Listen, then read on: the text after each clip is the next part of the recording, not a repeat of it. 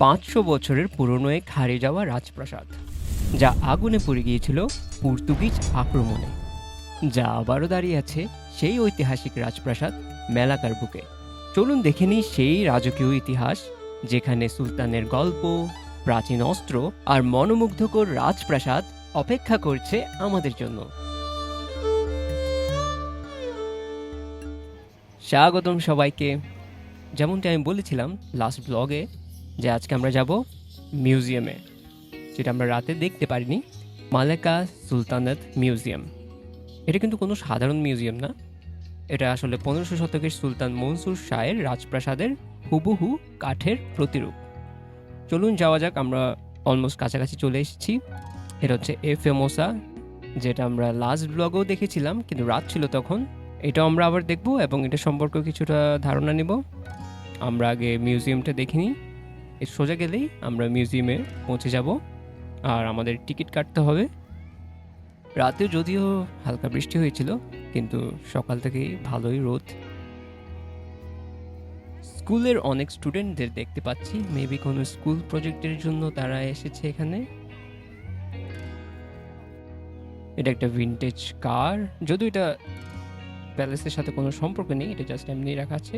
এটা হচ্ছে মালেকা সুলতানের প্যালেস, দেখুন কতটা সুন্দর। আপনি জেনে অবাক হবেন যে পুরো প্রাসাদটা তৈরি হয়েছে শুধুই কাঠ দিয়ে, একটা পেরেকও ব্যবহার করা হয়নি, ভাবা যায়। আর এটি হচ্ছে ফরবিডেন গার্ডেন। এই প্রাসাদের একটা বিশেষ দিক ছিল ফরবিডেন গার্ডেন, মানে নিষিদ্ধ উদ্যান।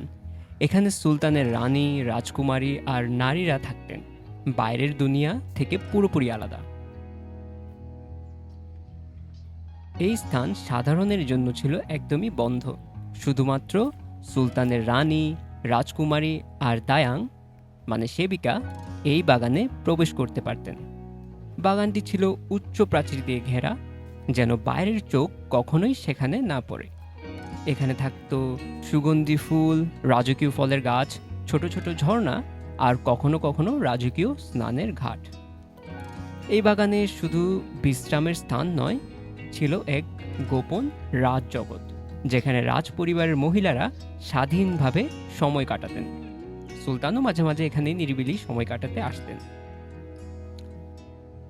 আজ সেই আসল তামান লারাঙ্গান মানে নিষিদ্ধ উদ্যান আর দেখা যায় না। এই জায়গায় হাঁটলে যেন এখনো তার নীরব অস্তিত্ব অনুভব করা যায়। তবে মেলাকা সুলতানাতের রাজপ্রাসাদ ধ্বংস হয়ে গিয়েছিল। মূল রাজপ্রাসাদটি 1500 শতকের শেষের দিকে সুলতান মানসুর শাহের শাসনকালে নির্মিত হয়েছিল, যিনি 1456 থেকে 1477 সাল পর্যন্ত মেলাকা সুলতানাত শাসন করেছিলেন। তবে 1511 সালে পর্তুগিজরা মেলাকা আক্রমণ করার পর রাজপ্রাসাদটি ধ্বংস হয়ে যায়। আলফোনজো ডি আলবুকার্কের নেতৃত্বে পর্তুগিজরা মেলাকা দখল করে এবং সুলতানের পতন ঘটে। এই সময়ে রাজপ্রাসাদ আগুনে পুড়ে যায় এবং ধ্বংস হয়ে যায়। আজ যে মেলাকা সুলতানাতের রাজপ্রাসাদ জাদুঘর আমরা দেখতে পাচ্ছি, তা আসল রাজপ্রাসাদের পুনর্নির্মাণ। 1984 সালে এটি পুনরায় তৈরি করা হয়েছিল। এই পুনর্নির্মাণটি মূল রাজপ্রাসাদের নকশা, কাঠামো এবং ঐতিহাসিক রেকর্ড অনুযায়ী করা হয়েছে, যাতে দর্শনার্থীরা মেলাকা সুলতানাতের গৌরবময় ইতিহাস এবং রাজকীয় জীবনধারা দেখতে পারেন। এটি যদিও আসল রাজপ্রাসাদ নয়, তবু এটি ঐতিহ্যবাহী নির্মাণশৈলী এবং প্রাচীন উপকরণ ব্যবহার করে তৈরি করা হয়েছে, এবং এটি মেলাকা সুলতানের সাংস্কৃতিক ও ঐতিহাসিক গুরুত্ব প্রদর্শন করে। চলুন এবার ভেতরটা দেখা যাক।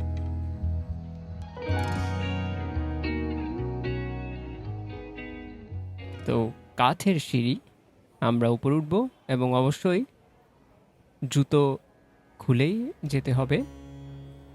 দেখুন কত সুন্দর কাঠের ডিজাইন, ইভেন যে ফ্লোরটা আছে সেটাও কিন্তু কাঠের। এখানে অলমোস্ট সব কিছুই কাঠের। মাসাজিং চেয়ার, যদিও এটা সুলতান আমলে ছিল না অবশ্যই। কিন্তু এখানে ঢুকে আপনার অবশ্যই মনে হবে আপনি 1500 শতকে চলে এসেছেন।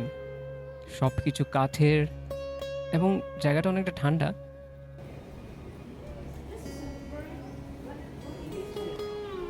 ভিতরে ঢুকলেই আপনি ফিরে যাবেন কয়েক শতাব্দী আগের মালয় রাজত্বের জগতে।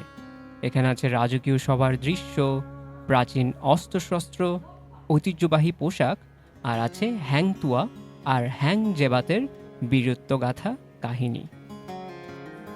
এই প্রাসাদে হাঁটলে মনে হবে আপনি যেন নিজেই সুলতানের দরবারে এসেছেন।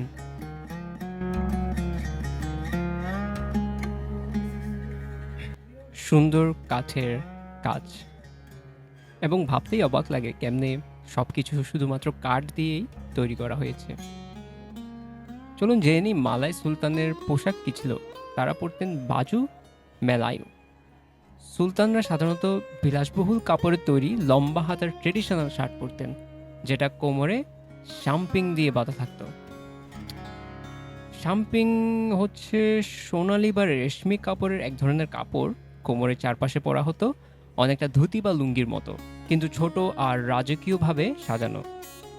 আর টেঙ্কোলক পরতেন। টেঙ্কোলক হচ্ছে রাজমুকুটের মতো এক ধরনের মাথার পাগড়ি, ভাঁজ করে পরা হতো। এটি ছিল সুলতানদের গর্ব ও সম্মানের প্রতীক। আর রাজকন্যা ও রানীদের পোশাক ছিল বাজু কুরুং, ঢিলে ঢালা সুন্দর কাপড়ের লম্বা পোশাক, সাধারণত সিল্ক বা রেশমে তৈরি হতো। আর কেইবায়া হচ্ছে বিশেষ অনুষ্ঠানে নারীরা পাতলা ফুলের কাজ করা কেইবায়া পরতেন, যার নিচে লম্বা স্কার্ট হতো। বাহ, বাইরেও খুব সুন্দর। এখানে একটি সোফা দেখতে পাচ্ছি, এটাও কাঠের তৈরি।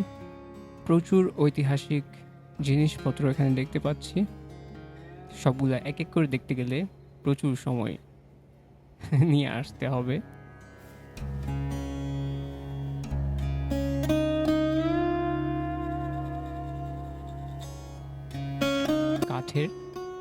কাঠের ফ্লোর চকচক করছে।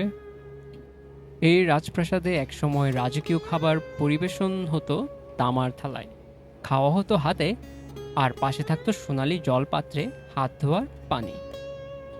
এই যে দেখছেন, এটি হলো লাবু তানা, মালাই সুলতানাতের সময়কার একটি মাটির পাত্র। তারা খাবার বা পানীয় ঠান্ডা রাখতে এইসব পাত্রেই রাখতেন। ম্যাসাজ চেয়ার এখানেও রাখা আছে। মেবি এগুলা যারা ঘুরতে আসেন তারা যদি কখনো মাসাজ নিতে চান, ঘুরতে ঘুরতে এখানে বসে মাসাজ নিতে পারবেন। বা এখানে কয়েন দিয়ে এটা স্টার্ট হয়। এবং রাজপ্রাসাদটি বেশ বড়। দেখুন, এপার থেকে ওই পার যেতে কত সময় লাগছে। এবং এখানে প্রচুর ঐতিহাসিক জিনিসপত্র রাখা আছে। আর এখানে সাজানো আছে শতাব্দী প্রাচীন মালয় যোদ্ধাদের অস্ত্রশস্ত্র। ক্রিস, একটি বাঁকা ধারালো ছুরি, যেটি শুধু অস্ত্র নয় বরং মালয় জাতির সাহস আর আত্মার প্রতীক। আরও আছে তলোয়ার, বর্ষা, ঢাল, যেগুলো দিয়ে সুলতানের সৈন্যরা মেলাকার স্বাধীনতা রক্ষা করত। আর এটা হলো কলেক্সি ক্রিস, মালয় সুলতানদের গর্ব। বাঁকানো এই ধারালো ছুরি তৈরি হতো পবিত্র ধাতু দিয়ে। ধারণা করা হয় কিছু ক্রিসের ভিতরে লুকানো আছে অলৌকিক শক্তিও। এবং এই পুরো রাজপ্রাসাদ জুড়ে প্রচুর জানলা আছে। হয়তো সৈন্যরা এখান থেকেই দাঁড়িয়ে পুরো রাজ্যের উপর নজর রাখত। আমরা এখনো রাজার ঘর দেখিনি, রাজার ঘর দেখার ইচ্ছা আছে। চলুন জেনে নিই মেলাকা সুলতানাতের পূর্ণ ইতিহাস। মেলাকা সুলতানাত শ্রীপজয়ী সাম্রাজ্যের রাজপুত্র ছিলেন। তাকে প্রতিদ্বন্দ্বী রাজা থেকে পালিয়ে যেতে হয়। তিনি প্রথমে সুমাত্রা, তারপর সিঙ্গাপুর যান, তারপর মালাই উপদ্বীপের পশ্চিমে এসে পৌঁছান। একবার তিনি একটি গাছের নিচে বিশ্রাম নিচ্ছিলেন, হঠাৎ একটি কুকুর একটি হরিণকে তাড়া করতে থাকে, আর হরিণটি পাল্টা আক্রমণ করে কুকুরকে ফেলে দেয়। এই সাহস দেখে তিনি ভাবলেন এই জায়গা হবে আমার নতুন রাজ্য। গাছটির নাম ছিল মেলাকা গাছ। এই থেকেই নাম হয় মেলাকা। মেলাকা পরিণত হয় দক্ষিণ পূর্ব এশিয়ার বৃহত্তম বন্দর শহর। চীন, ভারত, আরব, পার্সা, এমনকি ইউরোপ থেকেও বণিকরা এখানে আসতো। এখানে কর আদায় করা হতো না, ফলে ব্যবসায়ীরা স্বাচ্ছন্দ্যে লেনদেন করত। 1511 সালে পর্তুগিজ নৌবাহিনী আলফোনসো ডি আলবুকার্কের নেতৃত্বে মেলাকা আক্রমণ করে। প্রচণ্ড প্রতিরোধ সত্ত্বেও মেলাকা দখল হয়ে যায়। সুলতান মোহাম্মদ শাহ পালিয়ে যান এবং জোহর ও অন্যান্য এলাকায় মেলাকা সুলতানাতের উত্তরাধিকার রক্ষা করার চেষ্টা করেন। এবং আমি দেখতে পাচ্ছি সুলতানের বেডরুম। ও, এদিকেও একটি সিঁড়ি ছিল, এদিকে উঠতে পারতাম। চলুন দেখা যাক বেডরুমটা কেমন ছিল। ওয়াও, কি সুন্দর।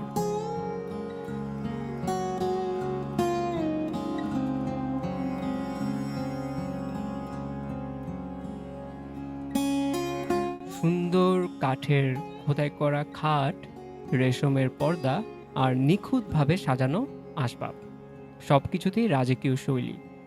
এই কক্ষ যেন আজও ধারণ করে আছে ইতিহাসের ঘ্রাণ।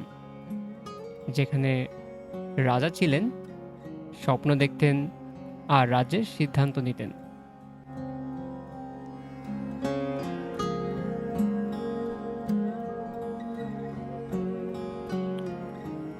এখানে দেখতে পাচ্ছি আরেকটি সিঁড়ি উপরের দিকে যাচ্ছে, যদিও এটা মনে হয় বন্ধ, আমরা যাব না। এখানেও প্রচুর জিনিসপত্র দেখতে পাচ্ছি, এগুলো মেবি অর্নামেন্টস। আর রানীরা মাথায় ফুল পরতেন, গলা, কান ও হাতে ভারী সোনার গহনা, অনেক সময় হীরা বা মুক্তার কাজও থাকতো। চলুন জেনে নিই তুনকুদুর কাহিনী। তুনকুদু ছিলেন সুলতান মুজাফফর শাহের স্ত্রী। মালাক্কা সুলতানাতের সময় রাজনীতিতে অভ্যন্তরীণ দ্বন্দ্ব ও ক্ষমতার লড়াই চলছিল। সুলতানের প্রধানমন্ত্রী তুন আলী ছিলেন অত্যন্ত শক্তিশালী ও প্রভাবশালী।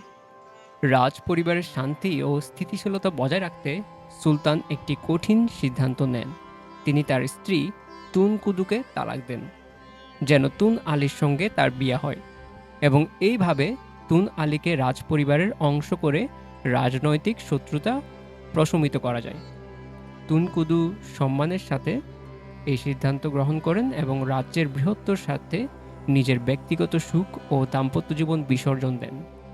পরবর্তীতে তুন আলীর সঙ্গে তার বিয়ে হয় এবং তা রাজ্যের রাজনৈতিক স্থিতিশীলতায় গুরুত্বপূর্ণ ভূমিকা রাখে। চলুন এবার জেনে নিই হ্যাংতুয়া ও তার 5 বীর সাথীর গল্প। তখন সময় 1500 শতক। মালয়েশিয়া মালাক্কা সুলতানাত তখন জাঁকজমক আর রাজকীয় শক্তির শীর্ষে। এই রাজ্যের একসময় বিস্ময়কর বীর ছিলেন হ্যাংতুয়া। তার সঙ্গেই ছিলেন আরও 4 জন, হ্যাংজাবাত, হ্যাং লেকির, হ্যাং লেকিউ আর হ্যাং কাস্তুরি। ওরা সবাই ছিলেন অদ্বিতীয় যোদ্ধা, তলোয়ার, মার্শাল আর্ট, বুদ্ধি সব দিক থেকে সেরা। তাদের মধ্যে সবচেয়ে বিশ্বস্ত ছিলেন হ্যাংতুয়া। সুলতানের প্রতি তার আনুগত্য ছিল চোখ বন্ধ করে বিশ্বাস করার মতো। কিন্তু একদিন সুলতানের কানে কে একজন ভুল খবর দিল, যেন হ্যাংতুয়া নাকি বিশ্বাসঘাতকতা করেছে। সুলতান কোনো প্রমাণ ছাড়াই আদেশ দিল হ্যাংতুয়াকে মৃত্যুদণ্ড। তখন হ্যাংতুয়াকে গোপনে বাঁচিয়ে ফেলেন প্রধানমন্ত্রী, কিন্তু তার সেই 4 বন্ধু জানল না। আর সবচেয়ে ঘনিষ্ঠ বন্ধু হ্যাংজেবাত, সে তো রেগে আগুন। সে ভাবল আমার বন্ধুর সাথে অন্যায় হয়েছে, আমি এর বিচার করব। আর শুরু হলো রাজপ্রাসাদে বিদ্রোহ। হ্যাংজাবাত একাই প্রাসাদ কাঁপিয়ে দিল। সুলতানের সৈন্যদের হারিয়ে সে দাবি করল ন্যায় বিচার চাই। সুলতান যখন জানতে পারেন হ্যাংতুয়া জীবিত এবং তাকে ফেরত এনে হ্যাংজাবাদকে দমন করার নির্দেশ দেন। হ্যাংতুয়া তার বন্ধুর বিরুদ্ধে যুদ্ধ করতে বাধ্য হন। বন্ধুকে থামাতেই তাকে পাঠানো হয়। শেষ পর্যন্ত হ্যাংতুয়া তার বন্ধুকে হত্যা করেন। আজকের মালয়েশিয়ার স্কুল, সড়ক, জাদুঘর ও সাহিত্যকর্মে এই 5 নায়কের স্মৃতি অমর। অনেক নাটক, চলচ্চিত্র ও উপন্যাস এই কাহিনীর বিভিন্ন রূপ পাওয়া যায়।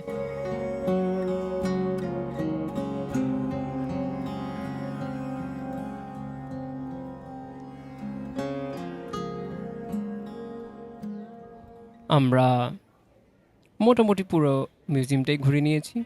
এখন চলুন বাইরে যাওয়া যাক।